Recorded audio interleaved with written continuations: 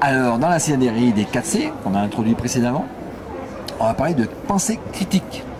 Alors, pensée critique, c'est parce que en anglais, critical thinking, la pensée critique, voilà, le C aussi en français. Alors, évidemment, la pensée critique, c'est ce que nous tous enseignants essayons de cultiver chez nos élèves tout au long de leur scolarité. Mais j'ai envie de prendre peut-être un peu en amont cette question-là. Prends en amont. La pensée critique, c'est ce qu'on veut voir à l'œuvre à la fin et durant, mais aussi c'est ce qui peut se favoriser. C'est une compétence, un processus dans ton idée? Avant de donner la pensée critique, c'est une compétence. D'accord. Oui. Ouais, ouais. Alors non, je voulais la prendre un peu en amont en disant qu'elle se cultive si on donne des situations d'apprentissage qui sont impliquantes, motivantes et qui intéressent. Il faut qu'il y ait de l'intérêt. C'est-à-dire que il faut. Alors là, il y a une sorte de ruse pédagogique, c'est d'amener les élèves par leurs questions vers les savoirs, les compétences, l'apprentissage qu'on veut leur faire acquérir. C'est-à-dire, c'est au-delà du... tu exposes un concept, une notion, un contenu, une information, c'est au-delà du bof, c'est nul. Voilà, c'est nul parce que c'est pas des questions que je me pose moi en tant qu'élève spontanément. Et on sait que... C'est pas une pensée critique. Non mais on sait que si la question vient de l'extérieur, je ne vais pas avoir intérêt à développer ma pensée critique dessus. Donc, mettre en place des situations d'apprentissage... qui correspondent à des questions qui intéressent vraiment les élèves. Et là, on a de multiples façons de faire, peu importe le flacon, pourvu qu'on ait le parfum. L'ivresse du parfum. Le parfum, voilà. Alors là, je prends un peu latéralement ici, mais je pense que les situations pédagogiques de tâches complexes, qui sont travaillées par des collègues de toutes parts, notamment en France, il y a des gens en histoire-géographie qui font des choses très intéressantes en collège là-dessus.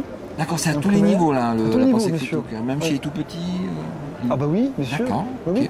Avec les moyens du bord. Avec les moyens du bord. Mais c'est une posture à chaque fois qu'on développe, bien sûr. Donc, mais le fait qu'il y ait des tâches complexes, c'est un terreau d'épanouissement pour la pensée critique, je pense. D'accord. Est-ce qu'il y a des écueils à la mise en œuvre de cette pensée critique, de cette démarche? Des choses à ne pas faire, des choses à faire, dans ta pratique à toi, dans la littérature. Ne pas être trop directif justement, parce que sinon on tombe dans le double bind, dans la double contrainte quand je dis à l'autre, soyez libre.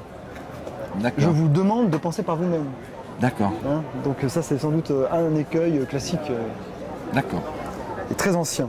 Donc les tâches complexes où s'il y a une marge de choix, de manœuvre, parce que la pensée critique c'est un acte de liberté, forcément.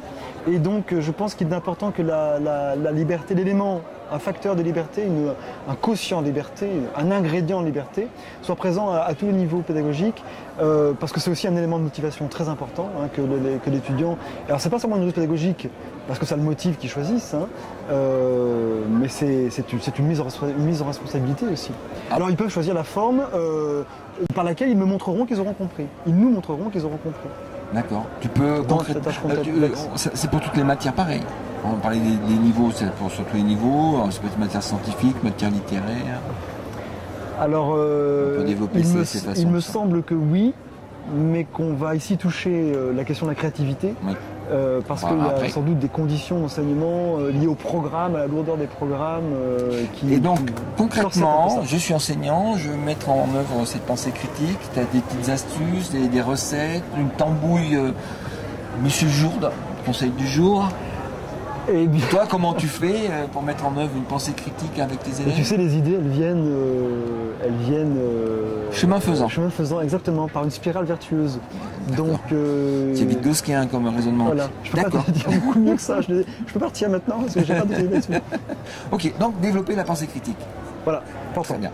Eh bien, merci, Monsieur François Jourde. Merci, Christophe.